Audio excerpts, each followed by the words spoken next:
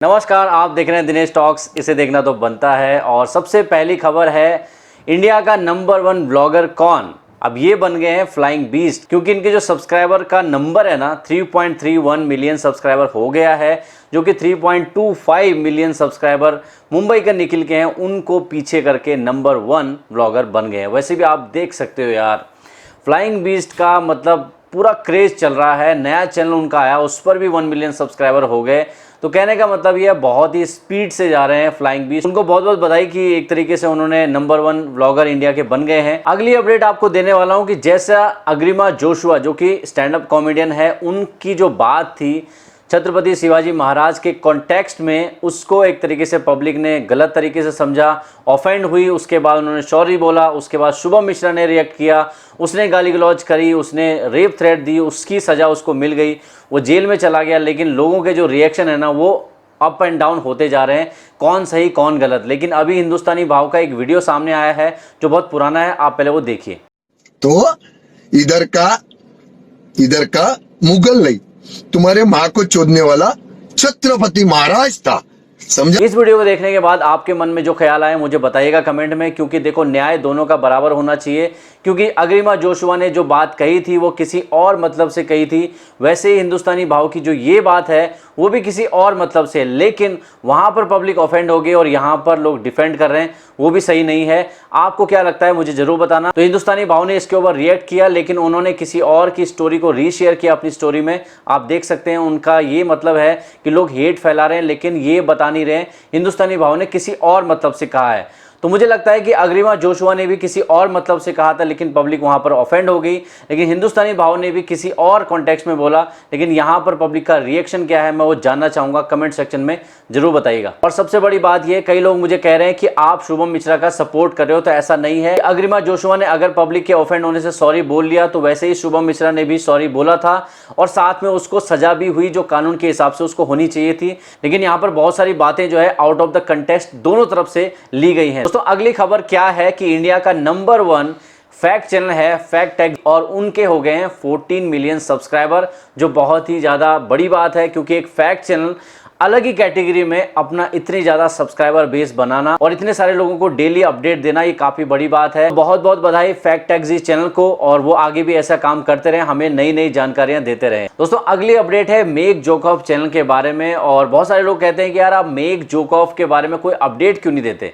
सबसे बड़ी बात, एक तो उनके चैनल पर बहुत ही रुक रुक कर वीडियो आते हैं, मतलब बहुत वेट करवाने के बाद वीडियो आते हैं। दूसरा, वो रेगुलर बेसिस पे ऐसी कोई न्यूज़ मटेरियल नहीं देते जिससे हमें बार बार उनकी अपडेट देने पड़े। लेकिन मुझे लगता है आज जो उन्होंने अपडेट डाला है, एक तरीके से रिएक्शन दिया है, वो मुझे लगता है आपको बताना चाहिए। ट्विटर पर उन्होंने सब लोगों को पूछा, अपने फैंस को पूछा कि सब बढ़िया है, तो उसके ऊपर रिएक्शन देते हुए एक बंदे ने कहा कि भाई आपके वीडियो इतने रुक कर क्यों आते हैं। उसके ऊपर रिएक्शन उनका ये था, भाई जितना मिल रहा है ना उतने में खुश रहो, नहीं तो ये भी नहीं देंगे। कहने का मतलब ये है कि भाई देखो इन चीज़ों में टाइम लगता है, और भाई जितनी क्रिएटिविटी के साथ वीडियो लाता है ना वो बहुत ही अमेजिंग होता है। भले वो 6-7 महीने के बाद आए, लेकिन पब्लिक का क्रेज़ बहुत ज़्यादा है उनके वीडियोस के लिए। और यही उनकी खासियत है कि उनकी वीडियो की वेट होती है। बहुत सारी नकल भी हुई उनके वीडियोस की, लेकिन उनके जैसा एक तरीके से टाइमिंग, कॉमेडी टाइमिंग, उनके जैसा स्टाइल किसी का नहीं है। और मैं भी उनके काम का बहुत बड़ा फैन हूँ। अगली अपडेट ये है कि लक्ष्य चौधरी ने एक स्टोरी डाली है, जिसमें मैं तब जान पाया जब उन्होंने स्टोरी में शेयर किया। वहाँ पर उन्होंने एक टीचर की स्टोरी, एक पोस्ट कहीं पर आई हुई है, जहाँ पर ये बताया गया ऑनलाइन क्लासेस में क्या होता है कि जो टीचर्स होते हैं ना, वो एक तरीके से बुजुर्ग तो हैं और उनको नई टेक्नोलॉजी का नहीं पता। लेकिन यहाँ पर क्या है, जो स्टूडेंट्स हैं वो बहुत ही अलग लेवल के होते जा रहे हैं। मतलब वो गाली गलौज कर रहे हैं, बिल्कुल अपनी आईडी छुपा करके किसी और का गाना बजा रहे हैं, मतलब मजाक के लिए, यानी इंटरटेनमेंट के लिए कर रहे हैं। लेकिन ये नहीं सोच रहे सामने जो टीचर है उनके दिल पर क्या बीत रही होगी, वो किस लेवल से गुजर रहे होंगे, उनको कितना ख़राब लग रहा होगा। ये इंसिडेंट हुआ है, एक टीचर है सामने, मैं आपको दिखा रहा हूँ। इनके साथ क्या हुआ कि बुजुर्ग हैं और इनको नहीं चलाना आता है सब चीज़ें, जो ऐप वगैरह जो होता है उसमें उतने कंफर्टेबल नहीं है। लेकिन यहाँ पर जो स्टूडेंट थे वो गालियाँ दे रहे थे, जिसकी वजह से उन्होंने वो क्लास तो बंद कर दी। लेकिन उनको इस चीज़ से बहुत दुख हुआ कि कैसे यहाँ पर टीचर्स की रिस्पेक्ट जो है ना वो ख़त्म कर दी। वैसे भी इंटरनेट के ऊपर कोई भी किसी को भी गाली देना अपना हक समझता है, और मुझे लगता है कि अगर आने वाले टाइम में ऐसे ही चलता रहना तो ये बहुत ज़्यादा डेंजरस होने वाला है। और मुझे लगता है इस पर कुछ ना कुछ रोकथाम जरूर लगनी चाहिए। इंटरनेट के ऊपर जो ये बुलिंग होती है ना, कोई भी किसी को भी गाली देता है कुछ भी करके, उस पर कोई ना कोई कंट्रोल जरूर होना चाहिए। अगली अपडेट है एमी वे बंटाए का नया सॉन्ग आने वाला है। उन्होंने एक पोस्ट डाली, आपको मैं सामने दिखा रहा हूं। तो उन्होंने कहा कि बहुत जल्द गाना आने वाला है। तो जो एमी वे बंटाए के फैन है ना, उनके लिए बहुत ही बड़ी न्यूज है कि जल्दी उनका नया गाना आपको सुनने को मिलेगा। ये अपडेट देने वाला हूं मैं आसाम के बारे में, और आसाम में फ्लड चल रहा है इस समय, और काजीरंगा जो नेशनल पार्क है 95% एरिया उसमें कवर है। बहुत सारे जानवर अपनी जान खो चुके हैं, जंगली जानवर जो उस काजीरंगा नेशनल पार्क में है। उसके अलावा बहुत सारे इंसानों की जान भी गई है जो वहां रहते हैं, जो गांव में रहते हैं। उनके बहुत सारे परिवारों को इधर से उधर जाना पड़ा, लाखों लोगों को अपना घर छोड़ करके दूसरे स्थानों पर जाना पड़ा। इतनी ज्यादा तबाही हो चुकी है, लेकिन फिर भी मीडिया में आप देख सकते हैं बहुत कम लोग इसके बारे में बात करें। टीवी में भी आप देखेंगे राजस्थान में सचिन पायलट ने क्या किया, ये सब कुछ दिखा रहे हैं, लेकिन आसाम में क्या हो रहा है वो नहीं दिखा रहे हैं। बहुत सारे ऐसे परिवार हैं जो अभी भी वहां बाढ़ में फंसे हुए हैं। आवाज उठाना चाहूंगा कि सरकार वहां पर बिल्कुल एक्शन ले और किसी तरीके से वहां पे जितने भी परिवार फंसे हुए हैं उनको वहां से निकाले और सुरक्षित स्थानों पर ले जाए। साथ में जो परिवार इससे एक तरीके से बेघर हुए हैं उनको कहीं ना कहीं ठिकाना दे और उनको अच्छे से खाने पीने की व्यवस्था दे, क्योंकि इस कोरोना काल में वैसे ही बहुत सारा संकट छाया हुआ, उसके ऊपर तो ये बाढ़ वगैरह गरीब आदमी की कमर ही तोड़ देगी। दोस्तों लास्ट अपडेट है सुनीता यादव के बारे में। आपको पता ही होगा सुनीता यादव गुजरात पुलिस में है, जो कि LR की पोस्ट पर हैं, कांस्टेबल से एक रैंक नीचे होती है। उन्होंने state health minister Kumar Karni के बेटे प्रकाश कर्णी को रात में रोका था, क्योंकि उनके जो दोस्त थे नॉन परमिटेड आवर्स के बाद घूम रहे थे, रात में उनको बचाने आए थे और उनकी गाड़ी में MLA गुजरात लिखा हुआ था, जिसके ऊपर डांट लगाई थी सुनीता यादव ने। और उनके पिताजी से बात की थी जो मिनिस्टर हैं, और उनको भी कहा था कि मैं कानून का पालन कर रही हूँ। અમે 5 જણા જાય બંધ રાખને વે મારી ન દે ઓડું બંધ રાખ તમે રાત્રે 9 વાગે પછી બહાર નીકળવા પરમિશન કોણે આપી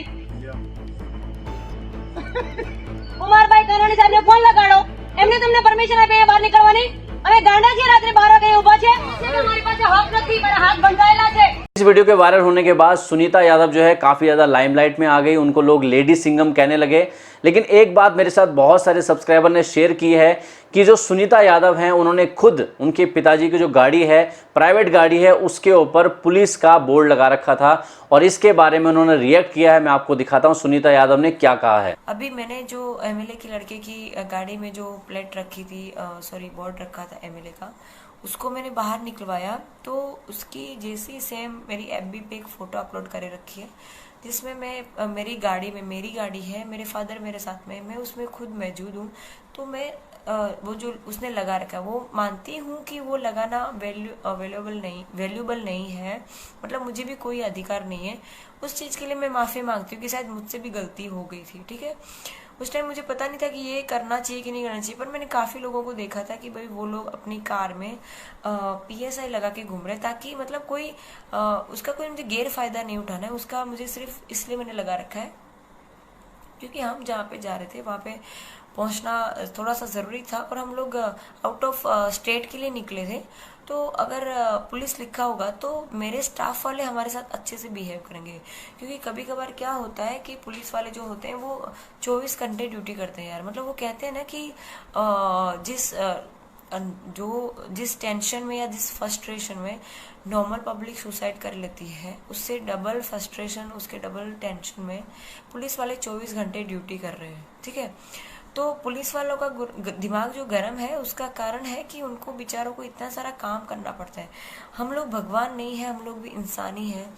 तो मेरा आपसे रिक्वेस्ट है कि आप उनसे प्यार से बात कीजिए, उनको भी अच्छा लगेगा, उनका भी मेंटली जो स्ट्रेस है वो थोड़ा कम होगा। तो आपने सुनीता यादव की बात सुनी, यानी वो अपने काम को तो जस्टिफाई कर रहे हैं, साथ में सॉरी भी बोल रही हैं। लेकिन वहीं जो कुमार कर्णी के बेटे ने MLA का जो बोर्ड लगा रखा था वो भी हटा दिया था जब सुनीता यादव ने उनको कहा था ये बोर्ड आप नहीं लगा सकते। तो कहने का मतलब ये है सिक्के के दोनों पहलू हैं, यहाँ पर दोनों एक ही तरीके का क्राइम कर रहे थे। सुनीता यादव ने भी पुलिस का बोर्ड लगा रखा था और जो कुमार कर्णी के बेटे हैं प्रकाश कर्णी, उन्होंने भी MLA का बोर्ड लगा रखा था। तो देखा जाए दोनों ने अपने तरीके से कानून का पालन नहीं किया, लेकिन जो इंटरनेट है ना उसके ऊपर लेडी सिंघम बना दिया गया सुनीता यादव को। इसके बारे में आपका क्या कहना है मुझे कमेंट सेक्शन में जरूर बताना। और अपनी बात में मैं आपसे कहना चाहता हूं कि मैंने अभी थंबनेल में थोड़ा चेंजेस किए हैं, आपको कैसे लगे मुझे जरूर बता देना, क्योंकि मैं जो क्लिक रेट देख रहा हूं थंबनेल का, क्योंकि मैं भी एक्सपेरिमेंट कर रहा हूं कि भाई क्लिक रेट कितना आ रहा है। तो मुझे क्लिक रेट जो आ रहा है वो पहले से ज़्यादा आ रहा है, मतलब जो मेरे पहले वाले थंबनेल थे ना उससे ज़्यादा आ रहा है। तो मुझे लग रहा है कि पब्लिक का रिएक्शन अच्छा है, लेकिन आप मुझे कमेंट सेक्शन में बता सकते हैं, क्योंकि देखो हर किसी की पसंद अलग अलग होती है। कोई कहेगा कि भाई जो पहले से चल रहा था उसी को चलने दो, वो अच्छा लग रहा है क्योंकि बाकी लोग भी वैसा यूज़ कर रहे हैं। तो मुझे लगता है कि अपनी कुछ अलग आइडेंटिटी होनी चाहिए, इसीलिए मैंने थोड़ा चेंजेस किया है। तो अपनी जो सजेशन है मुझे कमेंट सेक्शन में बताइए। तो बस दोस्तों अभी के लिए इतना ही, और मिलता हूँ नेक्स्ट वीडियो में, तब तक के लिए जय हिंद।